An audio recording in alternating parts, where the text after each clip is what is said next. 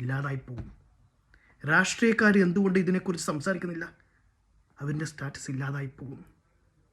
അതുകൊണ്ട് എപ്പോഴും സപ്പോർട്ട് ചെയ്യുന്നത് ഞങ്ങളെ പോലെയുള്ള സാധാരണ ജനങ്ങളായിരിക്കും എന്ന് നിങ്ങൾ മറക്കരുത്. ഞങ്ങളാണ് നിങ്ങളെ ഇത് ഇങ്ങനെ ഉയർത്തിയത്. ഞങ്ങളാണ്. നിങ്ങൾക്ക് കാർ മേടിക്കാം, ബംഗ്ലാവ് മേടിക്കാം, ഒരുപാട് ആഡംബരമായിട്ടുള്ള സാധനങ്ങൾ മേടിച്ചു കൂട്ടാം. അതൊക്കെ ഞങ്ങൾ നിങ്ങളെ സപ്പോർട്ട് ചെയ്യുന്നത് മാത്രമാണ് നിങ്ങൾക്ക് പണങ്ങൾ ലഭിക്കുന്നത്. ഇസ്രായേലിനെതിരെ നിങ്ങൾ ഒന്ന് സംസാരിക്കൂ, സ്നേഹിക്കൂ. പലസ്തീനെ സ്നേഹിക്കാൻ നിങ്ങൾക്ക് എത്ര പേര് കഴിയും? എല്ലാവരും മനുഷ്യരല്ലേ? എല്ലാ രാജ്യങ്ങളും ഒരുപോലെ കാണാൻ നോക്കൂ. എന്തിനാണ് യുദ്ധം? ആർക്ക് വേണ്ടിയാണ്? എന്തിനു വേണ്ടിയാണ്? ജനിച്ചു കഴിഞ്ഞാൽ ഒരു മരണമുണ്ട്. ഒരു മനുഷ്യൻ്റെ ആയുസ് എന്ന് പറയുന്നത് ഏകദേശം 100 വർഷം. ഇപ്പം അത്രയും പോയില്ല. ഏകദേശം 80 വർഷം, 90 വർഷം അത്രയേ ഉള്ളൂ ഒരു മനുഷ്യൻ്റെ ആയുസ്.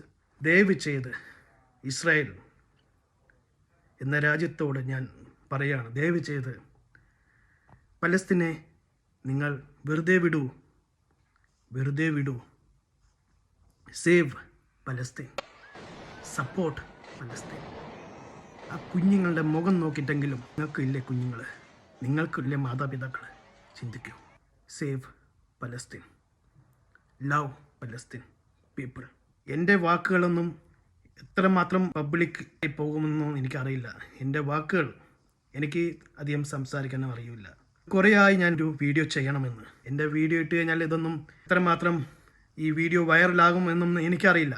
പക്ഷേ കാണുന്നവർ കാണട്ടെ. സേവ് പാലസ്തീൻ, അവിടെയുള്ള ജനങ്ങളെ സപ്പോർട്ട് ചെയ്യുക. പലസ്തീനിലെ കുഞ്ഞുങ്ങളെ രക്ഷിക്കാൻ പറ്റുവാണെങ്കിൽ രക്ഷിക്കുക. ഇസ്രായേൽ ചെയ്യുന്നത് തെറ്റാണ്. നിങ്ങൾ ചെയ്യുന്നത് തെറ്റാണ്. ഇസ്രായേൽ വെറും ക്രൂരമായിരിക്കുന്നു. ഇസ്രായേൽ എന്നത് ഒരു ക്രിസ്തുവിൻ്റെ ജനനം ഇസ്രായേലിലാണ്. ഒരു പുണ്യസ്ഥലമാണ് ഇസ്രായേൽ. പക്ഷെ നിങ്ങൾ ചെയ്യുന്നത് പുണ്യമായിട്ടുള്ള രീതിയല്ല. പലസ്തീനിലെ ജനങ്ങളെ രക്ഷിക്കൂ. പലസ്തീനെ സപ്പോർട്ട് ചെയ്യൂ. Save Palestine.